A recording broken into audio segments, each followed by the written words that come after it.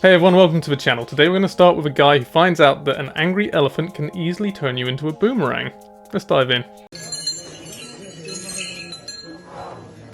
is a temple elephant during a ceremony, and I can already say it's one of those clips that looks calm on the surface, but something's rumbling.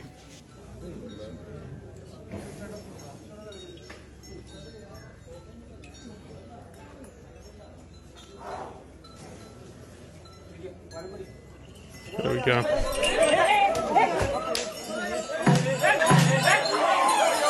The thing is that trained elephants, they're not domesticated, they're trained. There's a difference between those two things, and the only reason we didn't see people getting squashed to bits left, right and centre was that was an Asian elephant and not an African elephant. It's also probably worth saying that elephants can get overstimulated by crowds, and they don't really like people near their neck or their head or kind of encroaching on them too much. I'm kind of wondering what that banner, that orange thing was, and what it had to do with pissing off the elephant there. What does the burn of the fireworm do to human flesh? I'm guessing it probably feels like fire, hence the name. That's so many spines. One more time. Here we go. Yeah, that burns. One more time. Oh, do you see all those spines? Oh my gosh. Mark, are you okay? Oh, it's bad, dude. It's really bad. All right, I'm gonna walk it off. Hang on, guys. I'm just gonna walk around for a second. So fireworms have a special chemical in them called complanine or complanine. It doesn't really matter how you want to pronounce it. Basically, it's a neurotoxin and an inflammatory mediator, and it's housed within those little bristles that we saw that broke off. So those are hollow. When they break off, the complanine comes out and produces just extreme pain, basically. This is, of course, a mole cricket.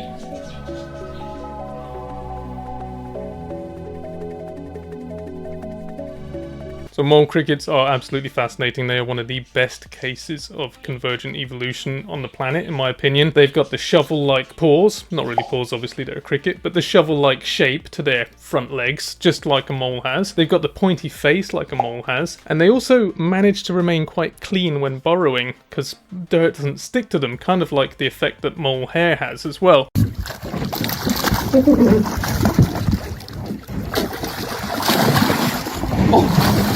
Nice. Yeah. Feeding a great white shark and making friends. What will we see next? Personally, as a zoologist, I always come from this point of view where I think feeding animals in the wild, it can be associative for them, so they can start to think human equals food, human equals gives food, human equals is food, potentially.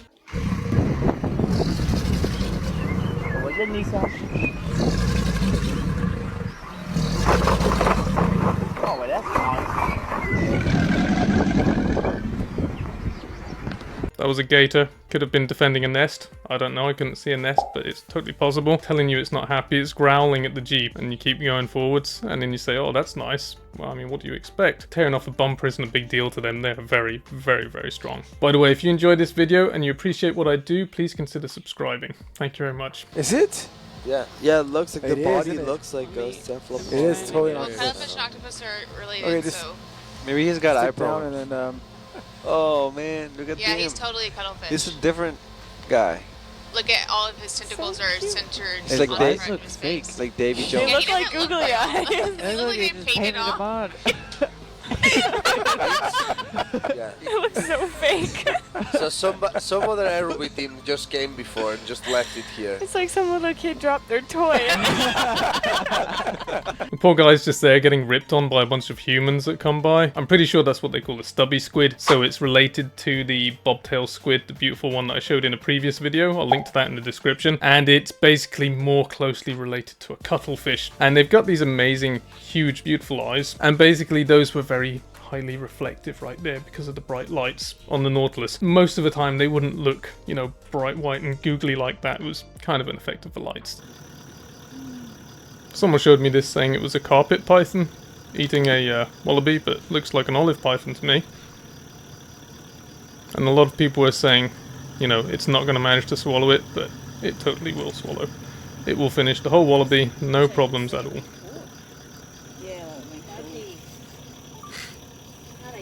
Hell the hell. Yeah, like obviously bitten there, but then does the venom just paralyze it? No venom. Incredible.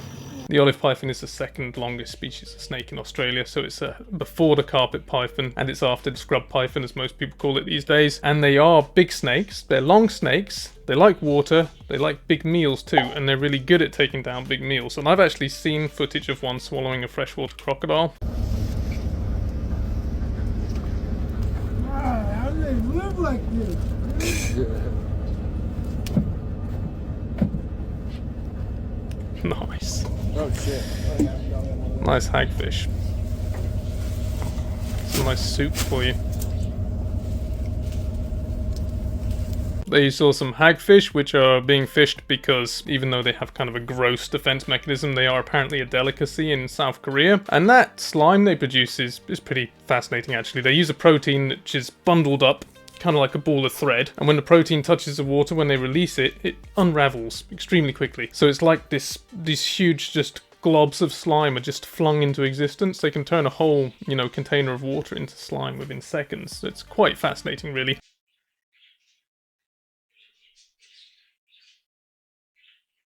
The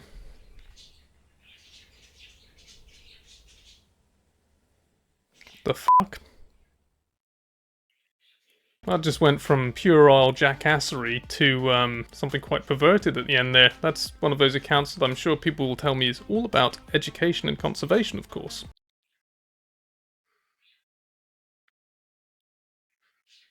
So what's happening here? Is this a giant Pacific octopus attack? Or a hug? Or food begging?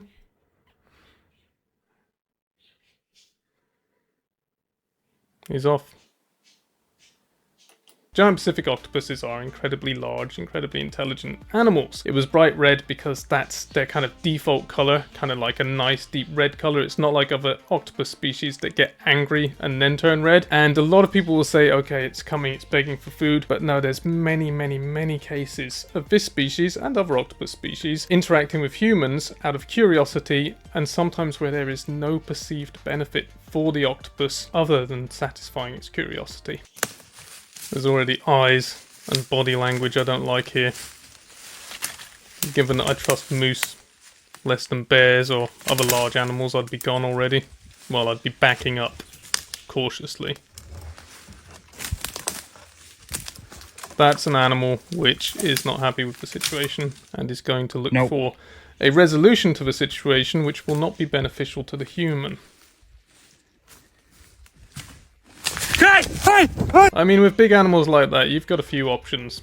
You can back up cautiously as soon as you see it, which is what I would do. A moose you can run from, but it will chase you, so if you want to run, you need to get to a tree and be able to get up the tree before it catches up to you. You can bluff. I saw one guy bluff successfully at a moose, shout at it, and the moose back down, but sometimes a moose will just trample you to bits, basically. So, my play there, I think, would have just been stepping backwards as soon as I saw it. So I apologise for the footage here. It was all tilted and messed up when I got it, and I've done my best to make it look better. God, the noises.